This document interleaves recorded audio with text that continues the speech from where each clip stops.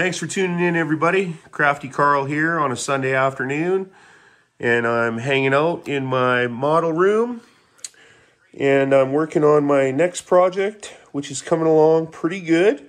It's just started, but there's been a lot of modifications already, of course, and got some old school trucking movies going on in the background. Those are always good to have going in the background when I'm building my models. That's how I like it. What we got going on here, we're going to start doing something a little different with the channel. And I'm just going to put the camera down. There we go. So what's been going on, obviously, is there's been some new stuff with the video I posted on the introduction to the Model Truck Museum. Gord Comrie's All Canadian Moving Systems Model Truck Museum, which is located at the Leduc West Antique Society, which is just a huge, basically like a park. And I posted a link on the last video there that I posted. There's a link to the to that facility, all the events that happen there. You can buy a membership to support. It's a nonprofit organization, of course, and yeah, so there's the information on that. But my main focus and the focus of the channel is going to be showcasing not only my models now, but models that are in the museum, and the details behind the models that are built, as in some of the modifications and whatnot, and a little bit of background on the builders themselves, and maybe even a couple interviews depending on availability of people and whatnot. But there's some pretty exciting stuff, and like I said, I'm going to try and update as many videos of the museum as time allows me to head out there and take some footage of it. So the other thing that I wanted to start doing on the channel, and a suggestion I've had by a few of my friends, is instead of, you know, having these long gaps that I'm known for between videos, and then finally getting a truck done or a model done and then showcasing it on Karl's Scale Model Showcase, there's nothing wrong with that. It's just a couple of friends of mine, like I said, have suggested that maybe I should take the viewers along with me and not have like time-lapse building and stuff like that, but show important parts of the build and maybe some of the actual, you know, real-time me working on it or whatever.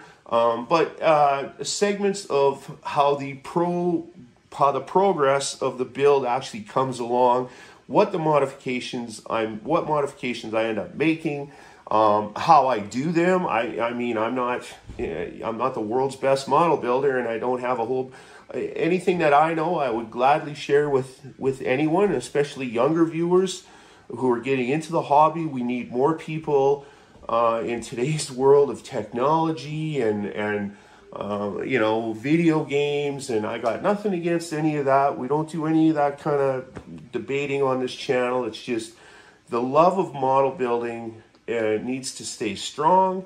I would love to see, like I said, as many young people, old people. If you haven't picked up a model kit, there was a time there where I didn't do anything with a model for say 20 years, and next thing you know, I'm cranking out a truck model, and that was the Peterbilt the black W900, the heavy lift counterweight truck, and then the Super B, the 352 cab over came after that.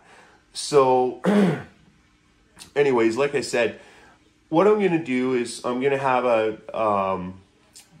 a new playlist or whatever of actually putting the kits together in different segments, and then once the model is completed, I'm going to take it to the museum and I'm going to showcase it there, and that'll be an episode of Karl's Scale Model Showcase. And in between all that, I'm going to jam in some footage of the other just amazing, just beautiful models like these guys, these people that have built these models are so skilled, and it's just gorgeous in there. And like I said, I invite everybody to take a look at that link I posted on the one video there, which I apologize, it was not a very good quality video. There's a lot of wind noise and stuff, and I'm still trying to, you know, get better with the filming and stuff. But anyways, long story short is that you can, when you go to that link, that's where the museum is. You see all the events. You can come down there in the summertime. There's lots of stuff going on. It's free to go into the museum and take a look around, and it's just super cool. So anyways, today let's start with this is the first episode. So this build that I've been just got the camera focused on here is something that I've always wanted to make, and it's a Rocky Mountain double, and it's going to be based on the K100. This is the AMT K100, and you'll see that it's a day cab now, and day cabs are just, I love them, you know. And let's just go like this a little bit. So yeah, so there's the day cab.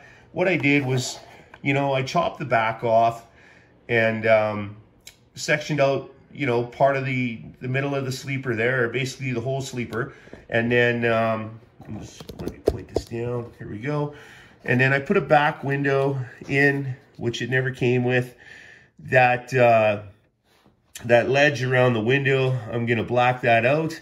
And then there's some more, look at that, you can kind of see the bodywork's not perfect. I think I'm gonna clean that up a little bit more and then just repaint it again, which is no big deal to me. But these rivets all in here, that's some more of that Archer stuff. And then along the side there, and you can see some of the body work where I chopped it.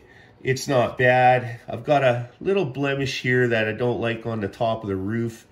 And like I said, I think, you know, I was just kind of playing around with this and finally getting it going. And the more I looked at it and whatnot after the chop was done, I was like, I got to clean this up some more. So that's going to come along. But I put it over, hold it, there we go. I put it over there, and I just kind of balanced it on those nail files. Now, I'm going to hold the camera steady here and just go like this. All right, so there's a really good kind of prelude of what's going on here. Now, I took the Coca-Cola trailer and I made a scale 48 footer out of it now. I maybe bit off a little bit much to deal with on the seam here because of the beaded part. It's going to be a bit of a challenge to get that, you know, I've got it close, but it's going to be a bit of a challenge to get that nice and unnoticeable. And I should have did it at the back thinking I just didn't want to mess with the hinges and the back part of the trailer where the doors go, because the company signage logo goes back here on these trailers, so, or on this trucking company. But what I did to not have the same seam all the way across is when I did my roof section, what I did was I cut the roof section back here now. So I should be able to hide that pretty good. And like my Wilson Cataliner that everybody likes a lot, is that particular trailer was, I think, 22 or 24 pieces the way I sectioned it. And the roof on that one had rivets, but this one right out of the box was smooth. So fixing up this seam here, right here, that seam, that's no big deal to me, right? So, and with the pup here, what I did was, let me just turn it around. And like I said, I promise I'm gonna get better with the camera here and stuff, but okay, so I had to shorten that roof. And I put the seam right at the back there. That's going to be really easy to deal with. And then of course there's no chop in there. It was just shortened. It was another 40-footer Coca-Cola trailer. And anyways, it's down to a scale 27 feet. So Rocky Mountain double, I pulled if I pulled one, I pulled at least 100 of them. And I'll tell you what, they're not bad to drive down the highway. The heaviest stuff just goes in the front. That's all there is to it. So when it comes to the K100 itself, you'll notice that in here, if you've built this truck before, this kit, that step is actually molded in there. And what it does is that these pieces where the headlight housings are, you got to glue those on afterwards. And so I don't like that. Like I like to, I wanted to get them on there and then paint the whole thing as one. It's just the problem that you run into is, I'll get the tub here. So I've already shortened down the tub. And so there's the little steps inside, right? So I shortened down the tub and I've got this little cutout for the window in the back there. I put that little panel up there. I'm still going to tweak it a little bit and whatnot. Not too concerned about this here and that. When I clean it all up, it'll be good. And then when you tilt the cab to look at the engine, which probably isn't going to happen because it's just going to sit there at the showcase, you know, it's just whatever. Just everything works. It fits, right? But see, what I was running into, the problem with any time you build this kit, whether you use the sleeper or you don't, is that with the steps in, you can't get the interior tub in there, right? Because they're molded into this piece here where you can see the join, right? So what I did was I knocked the steps out of there, and now I have the freedom to slide that completed interior in with the dashboard, of course, and line everything up like that. And then what I'll do later is I'll take these steps, and now what's super cool is I didn't lose much depth to them, but you can see that I painted them black, and they'll go in there so nicely. And that if you tried to paint in there, because it's all molded on kind of a curve, it's difficult, right? Now, this is how they should have engineered the kit, in my opinion. But I mean, I'm just crafty Karl trying to build another truck model here. So let's just leave that alone. The other thing that I want to talk about is, I'm going to pull the tub out. Excuse me again. Now, I like to mess with the frames, right? That's commonplace with my truck builds. I'm either adding a little bit of frame or I'm taking out a little bit of frame. And the more I look at this truck now, these wheelbases on, say, the Freightliner cab over, the Peterbilt, the Kenworth, the K100 here, the K123 as AMT brands it. The frame it's pretty short. It's a dual drive, of course. It's a tandem axle truck, but the frame is pretty short. And I was thinking, well, I got to shorten this frame. So then I start to kind of eyeball things, and this is how it comes together with me. For me, this is how I get the visions that I see. And maybe that's not scaled right out too well in front of the camera, but I'm going to leave that frame just exactly the length it is. And another reason I'll tell you why I'm going to do that is because before any of this even gets thought about getting painted or anything like that, you know, besides the casting flash and the cleanup and everything like that, is I went into the instruction manual. And here, and I'm just going to go over here for a second and just do this. So we're going to talk about the wheels and tires in a minute here. I'm so excited about these 2-hole buds that I picked up a long time ago. I'm finally going to put them to use, I think, actually. And well, there's our K100 right there, right?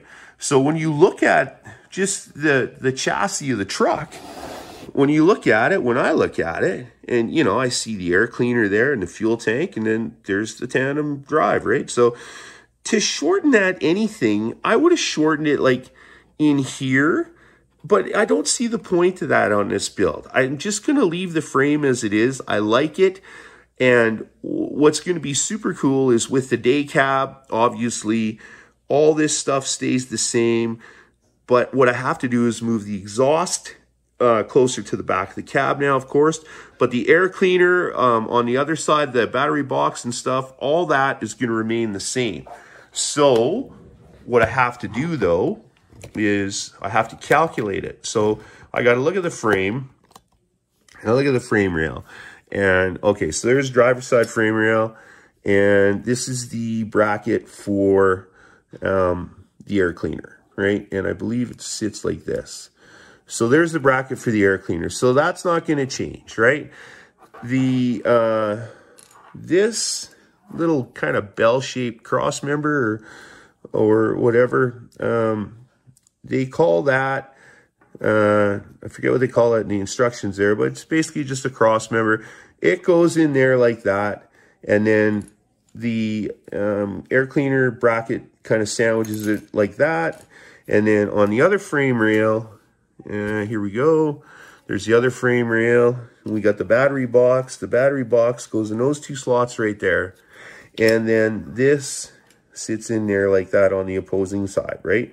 So that's all going to stay. That's all got to stay the same for me. What happens is you can see these, this brackets kind of thing here, or guides, and this L-shaped piece right here. Now, this is if you were going to build the truck with the sleeper cab the way it is. And now what I'm going to do is, and we'll go through it as I build the frame, is I'm going to shave all that gone, right? All that's got to be gone, because these brackets here are for the, this is what this piece, now I thought it would be a cross member that went underneath, but it actually goes on top. That's the back of the cab mount, right? That's got to be... This is what I'm saying. I got to think about this. That's got to be roughly in here now when I look at the cab.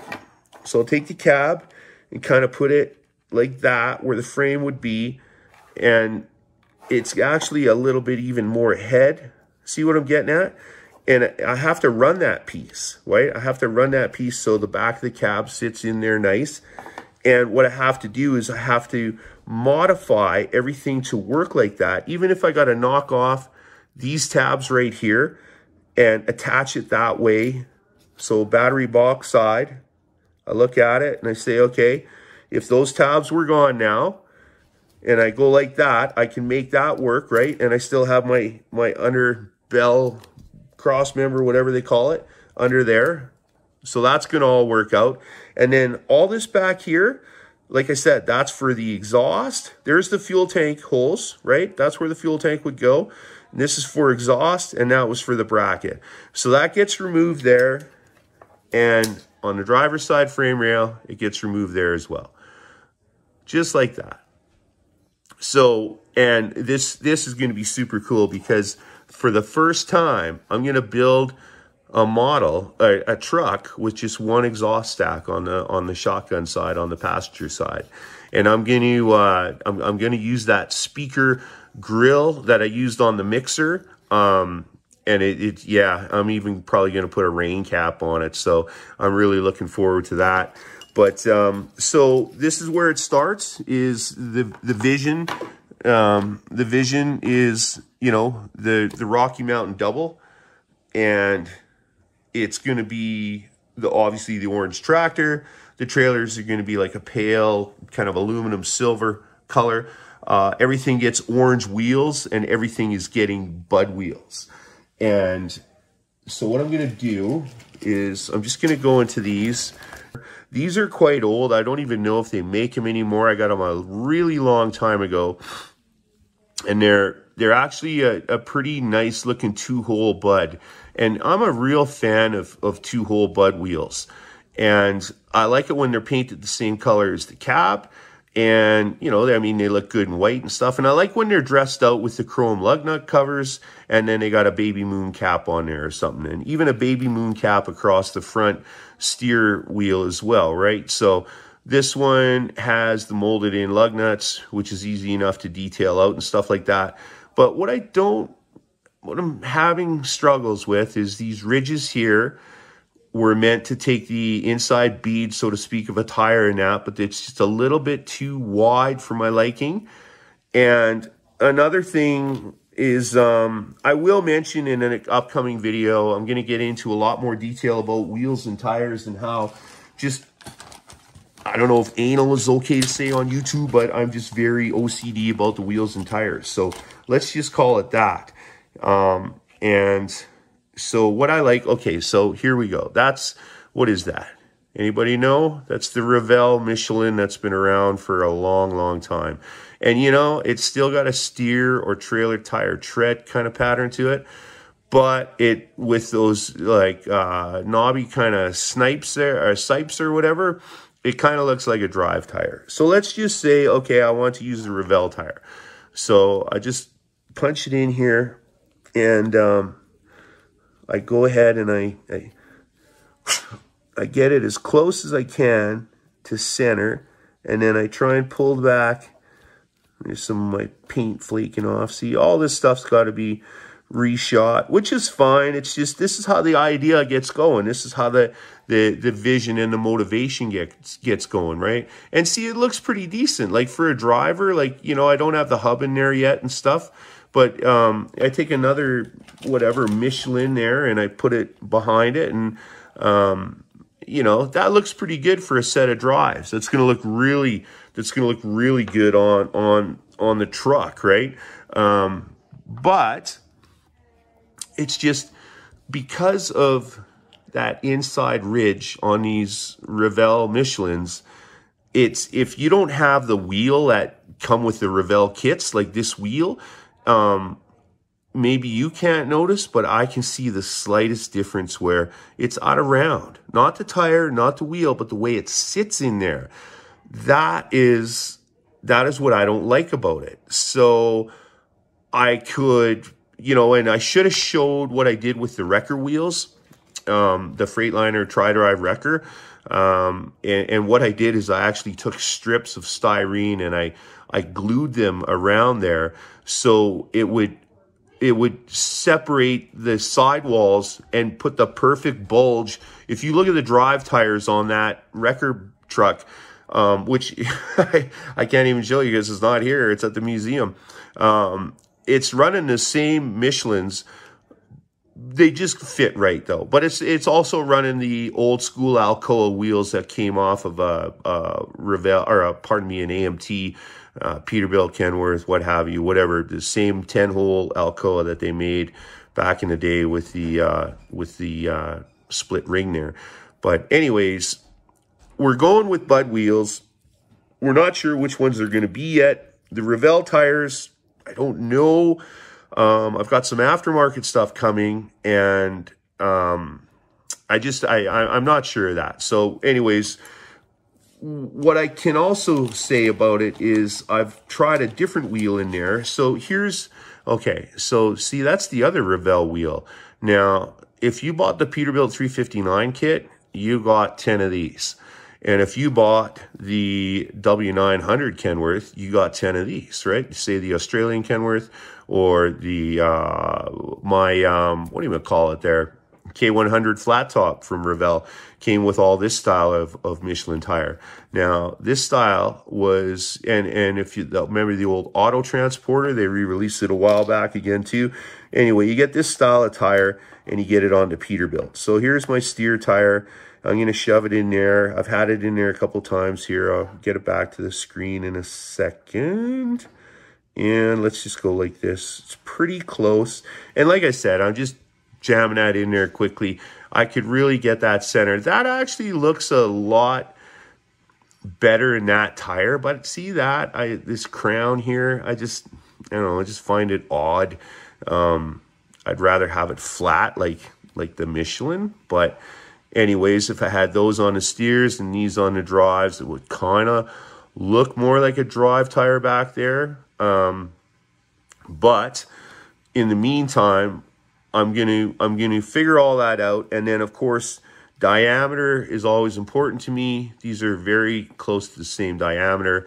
And then the diameter of the trailer wheels, I get into the Goodyears. Do I got a set in this bag?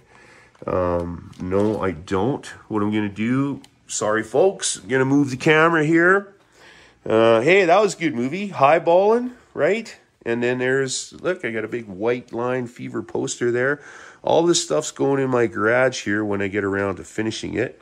And there's the lonesome 1/16 scale Frackmaster winch tractor, which is eventually going to get done. But let's just go like this, and then go like this. And there's my, this is just nothing but tires, wheels. I've got some aftermarket drive stuff here, which is really nice.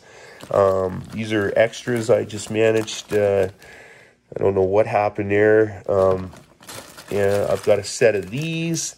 Float tires that are aftermarket. These are really nice, but they're just a little bit big for an AMT kit. They got to be more of a Italeri 124 scale. And then, so here's a bag of stuff. This is AMT stuff. So I'm just going to bring this back over to the table. And just get the camera going again there. And I'll just pull these out real quick. Already into the video for almost a half an hour here, so I don't want to start making these videos too long. I don't want to lose you guys' interest or anything like that. I just the next time we start production on the truck is just going to be production. So let's just go with, okay, so there's that Goodyear. It's a decent looking tire, you know, it's a nice tire. That's the AMT one. It came in like, you know, a whole whack of different kits, right? And that was going to be my trailer tire choice. The overall diameter is pretty close to the same. It just looks too fat though. Like, look how much fatter, wider it is versus the Michelin. You know, and like I said, I get really OCD about this stuff. It's just on anything, whether it's a model or whether it's a car, whether it's a semi-truck, wheels and tires and stance make or break any vehicle. That could apply to even a golf cart, you know. It's all about the stance and the wheels and the tires. And like I said, I'm not sure where I'm going to go, and I don't want to run those on the tractor as the rears. And then, you know, the steer is just, it's a little out of, yeah, it's just a little bit out of scale for my liking. So I'm going to come up with a plan and show you guys what I'm going to do with that next. And for that, we're gonna leave it alone. And I'm not going to put in updates on if I start working on that Freightliner conversion I'm doing with the headlight drop and the rivet detail on there, or, you know, there's my FLD 120, which is going to be my SLH truck, which is a company I worked for, and it was one of the best trucking jobs I ever had. And you can see he's got some body work coming, and that was a day cab conversion too. Typical Italeri, you get this panel and this multi-piece cab, but you got to deal with that big sleeper hole and stuff. And anyways, like I said, I'm not going to get sidetracked on any of that. We're going to concentrate on this, and we're going to get this built, and then we're going to showcase it in the museum. And I'm telling you folks, it's just going to be amazing. Like, to me anyways, it's going to be an awesome build. And and the other thing I want to say is, okay, how are you going to attach the trailers, Karl? Are you going to build a Tridem bridge? No, I'm not. These would have been pulled with a converter, and back in the day, they would have been pulled with an A converter, which they still use today, but is very dangerous in my opinion. It's very wiggly. A C converter is the way to go in my opinion. But anyways, any double header kit, and then they got a set of trailers. What was the re-release? The re-release was the same. Like, this is old, see? That's a re-release. That's Stevens International. That's a really old one. And for every set of pups you get in there, which is a really nice kit in my opinion, you get the extra converter. So you get two converters. So you can make a set of pups, and you end up with an extra converter. It's a nice converter, actually. That is what's going to happen to the Rocky Mountain Double. So I'm going to call it good there. Let's check back in another week or two on the build stuff anyways. I'm getting super excited. The weather's getting better here And, you know, and then there's always lots of hot rodding and stuff to do. But, you know, we're just going to take care of the model trucks on the channel here. And we're going to get this Rocky Mountain double built. So if you haven't been to your bench for a while, try and get after it. And as always, thanks for tuning in. And as always, too, keep on building those models.